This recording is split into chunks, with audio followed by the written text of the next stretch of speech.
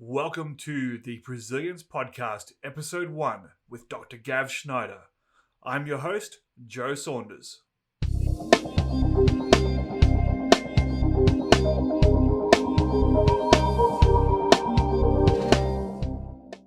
Welcome to the first episode of the Presilience Podcast. My name is Joe Saunders. I'm joined by the CEO of Risk to Solution and the creator of the Presilience concept, Dr. Gavriel Schneider. Gav is here to kick us off in style, and what better way to get things started than a quick introduction to what is Presilience and where did it evolve from? Hey Joe, great opportunity to start talking about something we've been working on for quite a while now that's evolved out of probably everything we've done as a business since we started the first business back in 2000. And really the concept around Presilience is a multi-tiered approach which can be looked at from three angles. The angle of an individual or from a personal perspective, the angle of high-performing teams, and then lastly, an organization. So it's probably worth spending a bit of time talking about all of those. But in essence, the concept of Presilience is centered around the idea that sometimes, no matter what I do, something bad may happen. And the more effort and energy you put into making sure you prevent and prepare, the less likely the bad thing is to happen in the first place. But even if it does, the more effective your response and recovery will be. So from a personal perspective, which I think is the key aspect to start with. Absolutely. We need to look at the way we think, act, and behave in terms of being able to lead a happy, healthy, and successful life. And one of the things we found after 5 years of teaching a postgraduate program in the psychology of risk is that when we don't have the WIFM, which is an acronym for what's in it for me, right, people tend to disengage. So if I can't even motivate myself, how would I be able to motivate others or perform as a team? So the concept of Presilience from a personal perspective is trying to understand those aspects of your life that you need to focus on in a proactive manner to ensure you lead this happy, healthy, successful life. So really the concept as a whole is about front-end loading our preparation so that we don't have to spend so much time on being resilient and bouncing back from catastrophe, but rather preloading ourselves with skills and abilities and situational awareness and self-awareness to be able to be more prepared for the eventual challenges that we might face. Absolutely. So the living in the modern era is a complex experience. We like to use the term VUCA, volatile, uncertain, complex, and ambiguous, which was a term originally coined by the US defense agencies in the late 1990s to discuss living in the network and information age that we exist in now. And to thrive in a VUCA world, we actually need different skill sets than we previously had to. So in the pre-VUCA age, being a good worker and having a job for life were realities that were often tied back to being successful and being happy and healthy. In the VUCA world, with so much complexity and being overwhelmed by being connected 24/7, the challenges we've got personally are quite different. And as we evolve with the concept of personal Presilience, there's a bit of psychology behind the way we approach this, which starts with the Maslows Hierarchy. And for those of you who aren't familiar, Abraham Maslow, one of the founding fathers of modern psychology, came up with this concept of the hierarchy of needs, that we first need to address our personal physiological needs before we address our safety needs. And only when we've addressed our physiological and safety needs can we start to look at needs like self-esteem and self-actualization. The challenge in many first world countries is our fundamental needs are often met just because we live in a place that takes care of us. And we then tend to eliminate the capability to actually address those physical and safety needs. We assume somebody else will do it for us. Yeah, we're kind of spoiled by, we live in a more comfortable time than any other time in human history. So a lot of the inherent traits that our ancestors would have relied upon to be able to survive, we only need in the worst possible circumstances. Absolutely. The challenge we've got though in the modern era is that these survival instincts or responses, such as running away from a predator and getting adrenalized so that our response is more effective, still manifest, but they manifest based on social risk, for example. So I get adrenalized just like I was running away from a predator when somebody pushes in front of me in a queue or somebody talks to me in an inappropriate manner. And it triggers the same flight or fight responses, but we're not really trained to deal with them anymore, and we're not manifesting those in a physical structure. Yeah, absolutely. And sometimes those responses are grossly disproportionate or potentially even socially embarrassing because our bodies don't really differentiate between the threat of being eaten or the threat of asking someone on a date. So the response is the same regardless. It's all a threat to our status quo. So it's important we understand what those effects are. Absolutely. And part of the concept with this idea of Presilience is a building blocks approach. If we can't even deal with personal risk and personal challenges, how are organizations actually expecting people to perform effectively in the workplace? So one of the old models around being effective in the way you live your life was the old work-life balance. In the modern era, that's blurred tremendously because we check emails at home, take phone calls at home, I'm plugged in 24/7.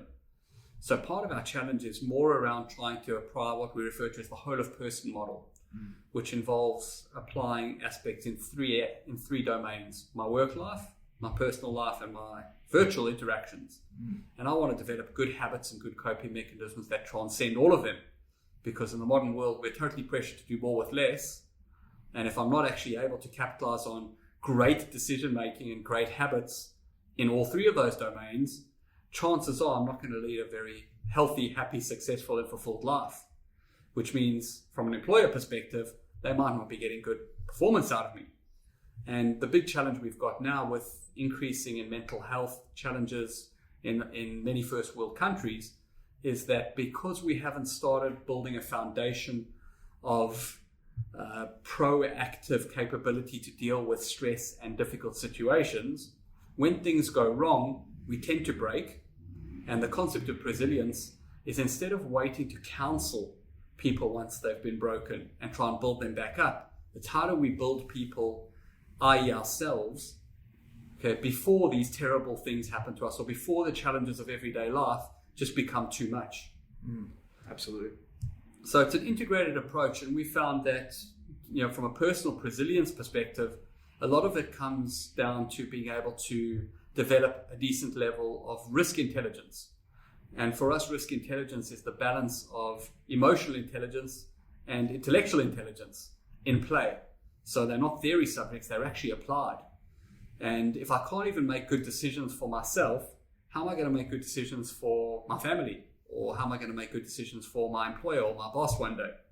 Absolutely. And I think, as you said, everything starts with yourself. And we sometimes have people say, well, what I do in my personal life doesn't impact what I do in my work life. But as I know you've said in many other interviews and when I've heard you deliver training, you don't want to be trusting someone with your work finances if they can't manage their own finances, or you don't want to be trusting someone with a heavy responsibility if they're showing they can't handle responsibility in all facets of their life, because it just means that when times get tough, you're inviting them to crack in whatever that familiar pattern is. Absolutely. And this is where there's this intertwining of these three layers of Presilience, which is building your own capability, building that of people around you, and organizational level Presilience. And if we don't address all three as an integrated pack, it doesn't actually work in practice. It's great in theory for organizations to go, we'll set our organizational priorities, we'll set our organizational objectives, and our staff need to just step up. But the reality is, in shifting now to probably talk more about the organization and teams on the Presilience concept, we've become so good at focusing on what are the systems, what are the policies, what are the procedures, and what are the structures we need to run a larger organization, to the point that we have so many redundant policies, procedures, and systems, and so much paperwork that people don't use it, or they've developed hacks to work around it. So in many ways, the concept of Presilience is going back to the fundamentals of how we build strong, capable, resilient people that are proactive, not waiting for bad things to happen, but are proactive in being able to recognize the early warning signs of potentially something going wrong, or the great early warning indicators of something that could be very successful. And being able to be agile and adaptable enough to capitalize on those opportunities or manage those threats when they manifest, which is, again, something easy to say in theory, but we know from the research we've done from our postgraduate program in the psychology of risk that most humans make flawed decisions. Right. Most people make decisions based upon emotion and then justify them by available facts, not the opposite way around. Exactly right. And we've seen that, the way cognitive biases manifest and the way heuristic decision making manifests is the default setting. And in terms of trying to make better decisions, the process of great decision making is actually that. We actually know how to make really good decisions. We sleep on them. We talk about them with others. We weigh up the pros and cons. But the reality is we very rarely do that because most of the decisions are made instinctively or intuitively based on our subconscious or unconscious. So part of the challenge when we start looking at trying to transcend the way we perform in a work and personal life, it's around trying to build our intuitive and unconscious responses to be as effective as we conceivably can, which is really difficult in a world where we're constantly bombarded with more data, more information, and more data sources, from Facebook to Twitter to email to text messages than any of our ancestors ever were. Well, that's right. I think I saw some recent statistics that said that a person living in the modern era will get more information in one day than our ancestors would have received in an entire lifetime only 100 years ago. It's incredible. And it keeps increasing. Yeah. And from most of the organizations that our consulting businesses work with, we're seeing the constant mantra of we have to do more with less. We also see a lot of organizations talking about the need to be innovative and agile and resilient. And those are all great concepts and absolutely critical to thrive in a VUCA world. The problem we've got is that our people don't just become resilient because we tell them to. Becoming resilient is the process of failing, learning, growing, and coping.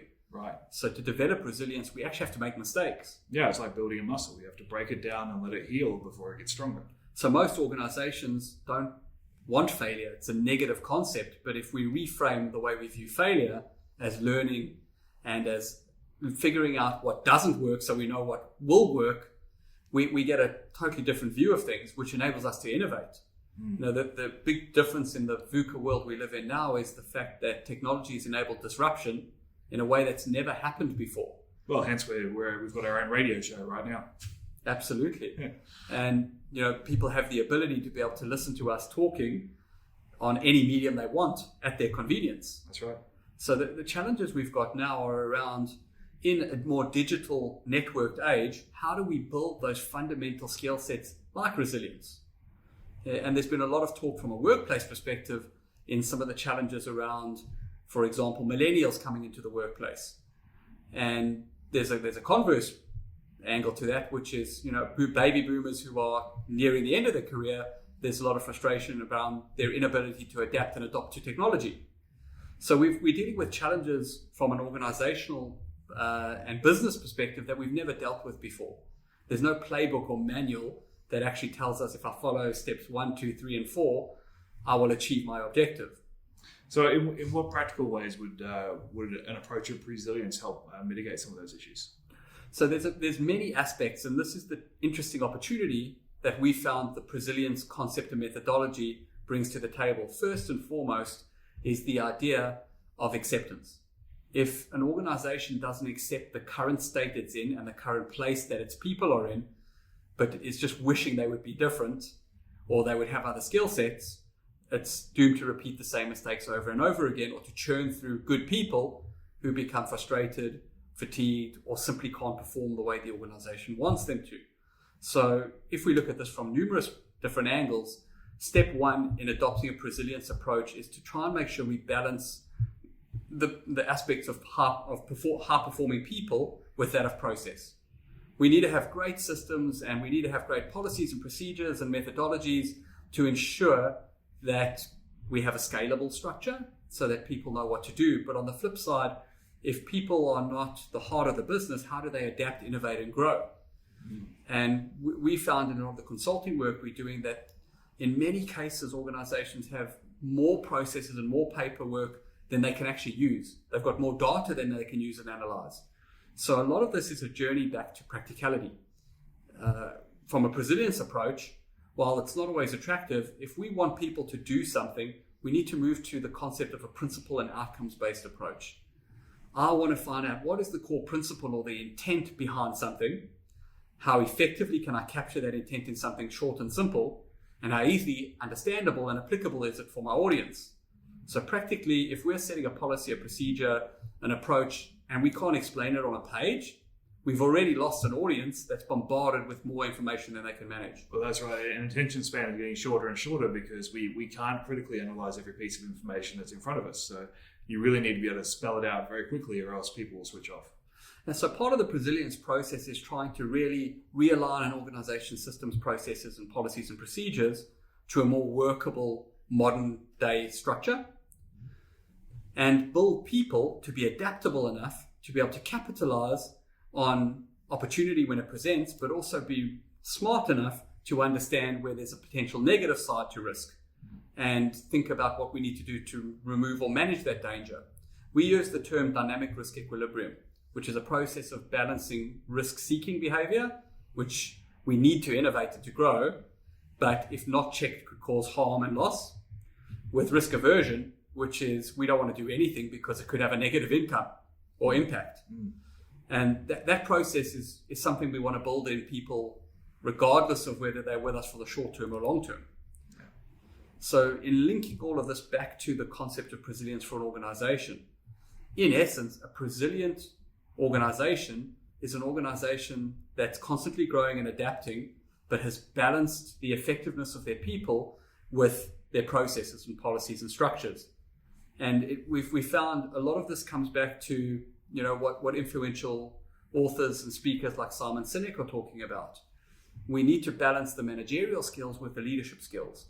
And the leadership skills are the focus on why we do things. And if I can't articulate and translate the why from an organizational perspective, then I'm reliant absolutely on what is perceived as organizational common sense. And organizational common sense is, in most cases, a myth. Well, and even if it's not, I mean, it's, over time, the organizational common sense becomes a narrative that you don't get to craft anymore. It starts writing itself, and then it's very hard to turn around. And that's really challenging, because if we look at organizational culture as how do people act and what do they do here, and we're blind to those actions and behaviors because we believe that people are acting in accordance with a set of written down rules, regulations, and structures that form our policy matrix, we're probably kidding ourselves. Because what we found in many of the organizations we look at is really high achieving go-getters have found ways to hack the policy system so that they can be innovative. Yeah. They found ways to work around the guidelines and parameters that have been put in place by organizations. Which is a contradiction, because those guidelines and structures should enable high-performing employees to thrive. Sure. And it allows the low-performing ones to hide. Absolutely. And it sets a great structure for what was required pre-VUCA. Sure. Which was a hierarchical system that was focused on management outcomes. And the concept of management is a very powerful concept. The ability to organize limited resources in an effective manner to create an output is critical. The challenge we've got now is artificial intelligence, robotics, all of these great modern day evolutionary developments are making those sort of mundane activities things that can be done without people. Yeah, absolutely. You don't need an assembly line for much longer. So for people to thrive, we have to get really good at looking at some of the other aspects. And in later podcasts, we can have a more detailed discussion around complexity and chaos theory, and how that relates to what we're trying to build into people now to make them resilient. But in a simple nutshell, the concept of Presilience from an organizational perspective is trying to make sure that the why, the key message of why that organization exists, actually manifests in the way its people behave and perform, and in the way it documents and runs its processes. So there's no cognitive dissonance occurring at an organizational level. And that in itself is almost impossible to do as an organization without external support. Yeah, so can you explain why that is in terms of changing organizational culture from the inside, or identifying even what the culture is from the inside? Sure. So I'm going to quote our behavioral scientist, Kate, who refers to culture in a way much like fish swim in water. The fish is totally unaware that it's actually swimming in water. It's just the environment it lives in. So people who work in an organization become blind to the culture because it's just what's around them at a given time.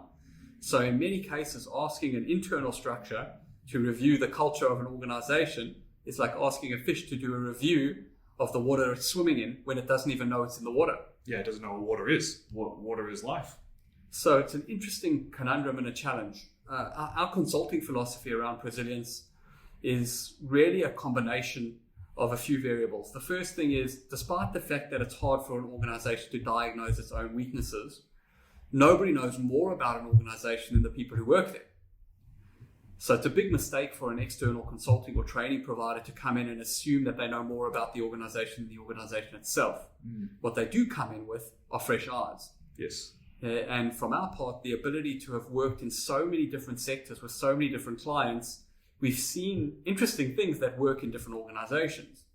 And we find, for example, that the transport sector is very married to looking at only what other transport operators do. They don't look out of their sector. Much the same as government. They only look at what other governments are doing, even though there's a lot of discussion about how do we corporatize. Those sort of corporate methodologies are not usually deemed to be transferable to larger bureaucracies and vice versa. So part of the challenge in terms of driving this organizational Presilience is you want to think really probably about 4 roles. There's a coach, player, referee, and spectator. And the spectator now, from the networked internet age we're looking in, has really manifested in this concept of corporate social responsibility. But CSR is probably already an outdated concept because it's just corporate responsibility. And when we look at the social's not external anymore. No. It's internal as much as it is external. So if the people working for us don't like working for the organization, don't buy into its vision, how are we going to influence people outside the organization anyway? Yeah. So, concepts like authenticity are thrown around a lot, but Presilience, in essence, is about this empowered, authentic leadership rolling through an organization at every level. Because the best leaders are the best influencers. If people are naturally going to listen to somebody, we want them to be having the narrative and to understand what the company or organization stands for in a way that our message doesn't get diluted or eroded. So a lot of the challenges we have now in the modern day are not necessarily tied back to the way we perform, because a lot of organizations perform in a reliable manner. They've had many years of ironing out their processes, policies, and systems. Sure. Albeit often slow and not fit for purpose in a modern day world. The challenge we've got is more, how do we actually hack the system? What are the actions we actually need to do to take organizations from thinking that reliability is enough to focusing on the idea of performance? Because Presilience is all about performance. Yeah. If I perform effectively, I'm innovative, I'm adaptable, I'm reliable implicitly. But those are things that don't just happen because we write them down on a policy or because a CEO stands up and tells us we are these things. They're things that have to consistently be worked on and adapted. Sure. So the future is different to the past. If we looked at change programs, for example, in organizations historically, change programs were designed to solve problems. The challenge we've got in the modern workforce is we actually don't even know what the problem of tomorrow is going to be. Yeah, we're either rapidly trying to solve the problems that occurred yesterday, or we're speculating about what the next problem might be and running around in a state of constant anxiety. Absolutely. So part of the focus, and this is why the 3-tiered approach to Presilience is absolutely critical. Building individual capability, building high-performing teams, and then building organizational Presilience. If I don't have that 3-tiered approach, I'm not able to capitalize on opportunities and move quickly enough when they present, but nor am I able to ensure that I'm reliable enough in the services we deliver. So it's a fine balance, and the challenge with Presilience is it's slightly different for every organization. While we know we can define it as proactive resilience or the application of the balance between great decision making and great action, the essence is really quite different for each organization. And we found over time that whether the trigger for an organization is safety, then the angle to go in is with a Presilience safety program. Sure. If the angle is around great decision making, then it's really a Presilience risk and enhanced decision making process. If it's simply around leadership, okay, and having the effective guidance structures in place, then the Presilience program is holistic, looking at processes, policies, tools, and the way people are utilized. And Joe, as you all know, working for the business, we try and apply these concepts in our own business, not just talk about them for other people as well. Yeah, absolutely. I mean, we've done our best to walk the talk in that regard for all levels. And it's easy to say, but part of the challenge too around thriving in this VUCA world we're living in, capitalizing on the fourth industrial revolution that we're part of right now, is looking at the opportunities, not just the threats. And what we have to do is we have to train the lowest level of an organization to understand strategic impact, but we also now have to ensure that the top of the food chain is also capable of understanding the tactical implications right at the bottom. Because never before in human history have people right at the bottom had the ability to talk straight to millions of other people instantaneously. Absolutely. Anyone can make a tweet or a Facebook status that completely changes the reputation of your company. All it takes is the right hashtag, and you're off to the races with a PR disaster or a PR boom, depending on how your employee feels about you. And just based on that, the narrative and the messaging that we have to build within our organizations is different to what it used to be. In the older, more industrial age thinking, where hierarchy and chain of command and authority was absolute, is actually not applicable in most first world countries anymore. No. And it's a big change, particularly as we talk about the operations we have here in Australia. Australia is an amazing place. We've had nearly 3 decades of continued economic growth, but that unfortunately also comes with a few negatives in that many people in the workforce now have known 3 decades with no hardship whatsoever. So when something does go wrong, they unfortunately break. Yeah, they're going to be unprepared for it because it's just not a reality for us. And compared to other places where innovation has been absolutely critical for survival, in Australia, for the most part, innovation is a nice to have. Yeah. So part of our mission from an Australian perspective is to try and develop the thinking we need to enable our economy to thrive and grow regardless of any challenges that happen in the future.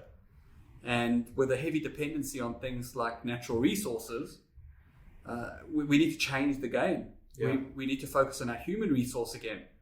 And we need to watch out for the way we shelter and wrap our people up in cotton wool, because there's a big risk to that.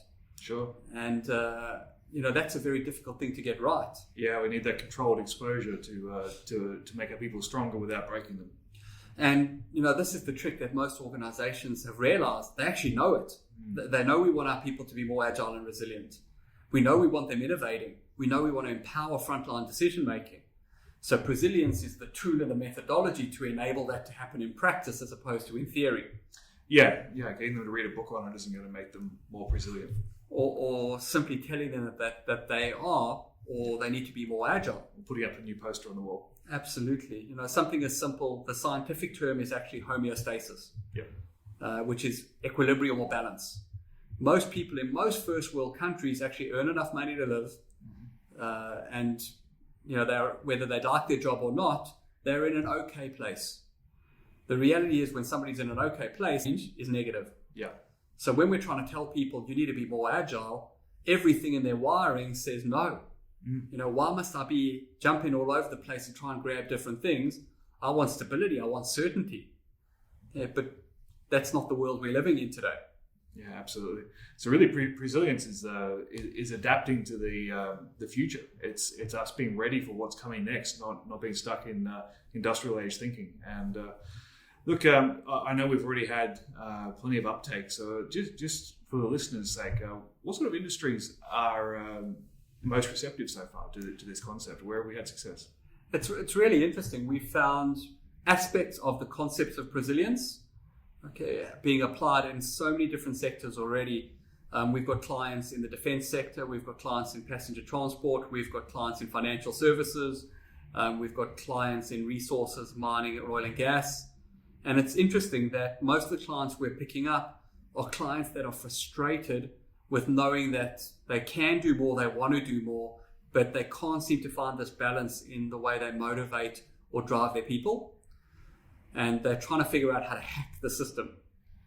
And the truth of it is, there's no one hack, but we have found with our Presilience concepts and programs that the building blocks approach of starting with the individual, working to the teams or groups, and then working organizationally as opposed to the other way around, seems to be really robust. Understanding that this is a journey and we have to develop a consistent fail forward mentality, that even if you try something and it doesn't work, at least you know what doesn't work. Sure. Which is how we innovate. Yeah, absolutely. So, the reality with this is you can't disrupt yourself. So organizations that are trying to be adaptive when they're built on bureaucracy, it doesn't work. It causes organizational cognitive dissonance. So what we found is that by embracing the concept of Presilience in the area that the organization wants to thrive in, we seem to be getting really good results, whether that is specifically focused on safety or incident management or business performance. It doesn't actually matter. It's about the universal building blocks that enable high performance in this VUCA world that are the critical skill sets.